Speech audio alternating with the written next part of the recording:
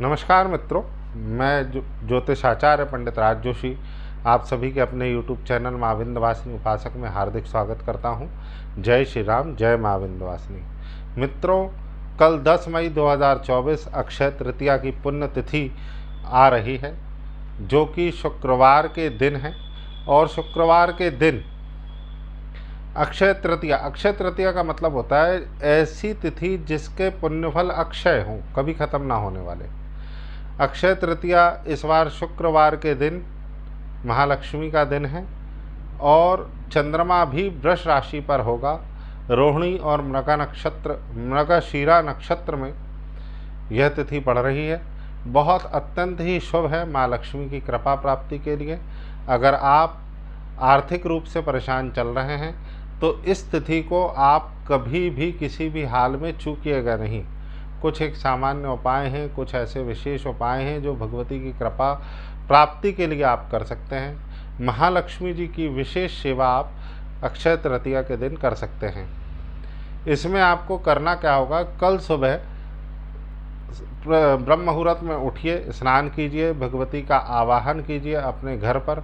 भगवती के नाम से घी का जोत जलाइए, संकल्प लीजिए विष्णु विष्णु विष्णु, मेरा नाम ये, पिता का नाम ये, गोत्र ये, निवास स्थान ये, यहाँ से मैं रहने वाला हूँ। भगवती महामाई मैं आपकी सेवा पूजा कर रहा हूँ, आपका आवाहन निमंत्रण कर रहा हूँ, आपकी सेवा पूजा दे रहा हूँ। आप मेरी सेवा पूजा सहर्ष स्वीकार कीजिए और मेरे आर्थिक, सामाजिक या अन्यत्र जो भी समस्याएं मेरे धन में, मेरे धंधे में, काम में, बिजनेस में, कारोबार में जो भी समस्याएं आ रही हैं उनका आप निदान करें और अपनी कृपा बरसाएं। ऐसा बोलकर भगवती का आवाहन निमंत्रण आपको कल प्रातः काल करना है, शुक्रवार के दिन। भगवती महामाई का एक मंत्र मैं आप सभी को बता देता हूँ। ओम श्रीं श्रिये महालक्ष्मी अष्टलक्ष्मी नमः। इस मंत्र का यथाशक्ति जाप कीजिए, कम से कम एक माला, और अधिकतम आपकी श्रद्धा पर निर्भर करता है। भगवती महामाई महालक्ष्मी की सेवा कीजिए। महालक्ष्मी के हर स्वरूप की सेवा आज आप कर सकते हैं। अगर आपकी कुलदेवी माँ त्रिपुर सुंदरी हैं, माँ कमला हैं, माँ पद्मावती हैं, माँ विंध्यवासिनी हैं, ये सभी महामाई महालक्ष्मी स्वरूपा हैं, अष्टलक्ष्मी हैं, वैभव लक्ष्मी हैं। इनकी सेवा पूजा आप करिए। भगवती के इस मंत्र से आपके घर में 8 प्रकार की लक्ष्मी का आवागमन होगा और भगवती की कृपा होगी। इस मंत्र के जाप के साथ आप संध्या काल में भगवती की चाहे तो चौकी स्थापित कर सकते हैं। चौकी स्थापित करके लाल वस्त्र बिछाकर भगवती की कोई, महालक्ष्मी जी की कोई फोटो, मूर्ति, श्रीयंत्र आदि स्थापित करके, दीप प्रज्वलित करके, कलश स्थापित करके भगवती का आवाहन करिए। भगवती की सेवा कीजिए, उनके 40 स्तोत्र का पाठ कीजिए।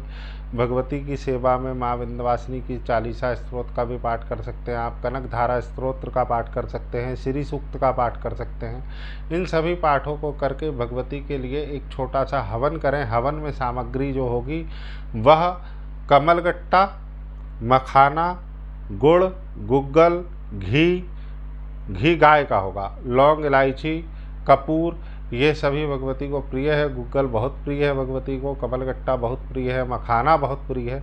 इससे आप भगवती को होम देंगे।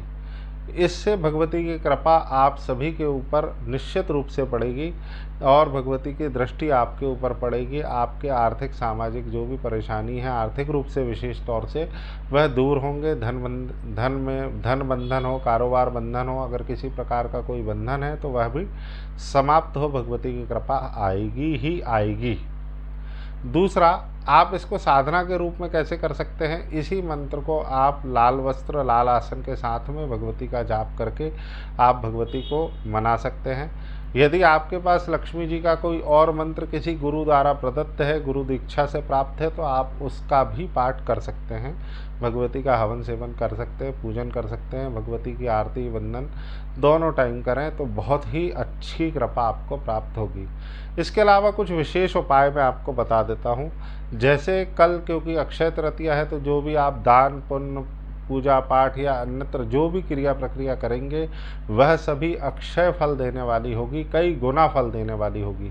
तो इस तिथि पर आप संकल्प के साथ चाहे तो चींटियों को पंजीरी दें, कुछ चींटियों के लिए कुछ दाना डाल दें, मछलियों को दाना डालें, पक्षियों को दाना डालें, मछलियों को चुगाएं, कुत्तों को रोटी दें, गाय को घास दें। या किसी प्रकार का भंडारा या आयोजन इस तरीके के आप कर सकते हैं।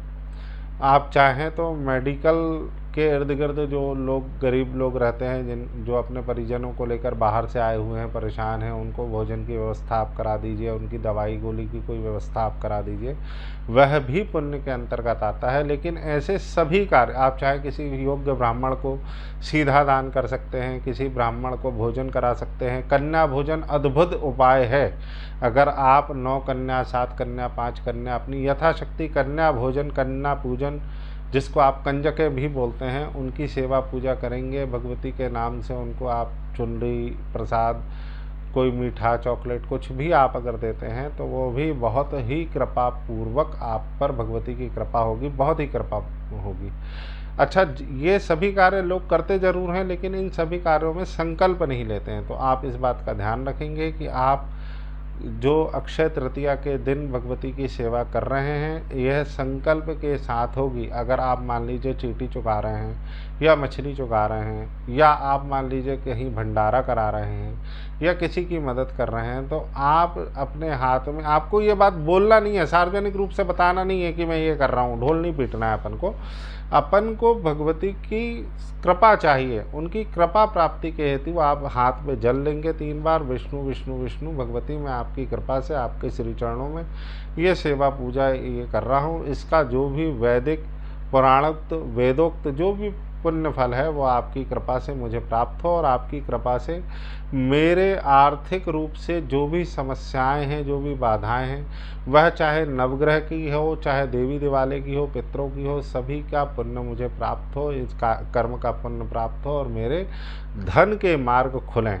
इस प्रक्रिया को कर कर आप देखिए, आप देखेंगे कि अचानक से आपके सारे आर्थिक रास्ते खुल गए हैं, आपके पास पैसा आना शुरू हो जाएगा, भगवती की कृपा प्राप्त होगी। क्योंकि अक्षय तृतीया, समझ लीजिए दीपावली के बाद अगर कोई दूसरी बड़ी तिथि जो महालक्ष्मी की सेवा की होती है, वह होती है महालक्ष्मी पूजन व्रत।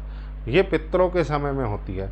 इसके बाद में अक्षय तृतीया ये तिथि होती है जो सर्वत्र और सर्वदा लाभकारी और पुण्य फल देने वाली होती है। इस तिथि में किया गया कोई भी जप, कर्म, तप, दान, पुण्य सभी अक्षय फल यानी अनगिनत फल देने के लिए होता है। तो इस तिथि का भरपूर उपयोग कीजिए। भगवती से मैं प्रार्थना करूंगा कि भगवती आप सभी के दुखों को हरे, और आप सभी सुख संपत्ति के साथ ऐश्वर्यवान होकर भगवती की कृपा प्राप्त करें। जय श्री राम, जय माँ विंध्यवासिनी।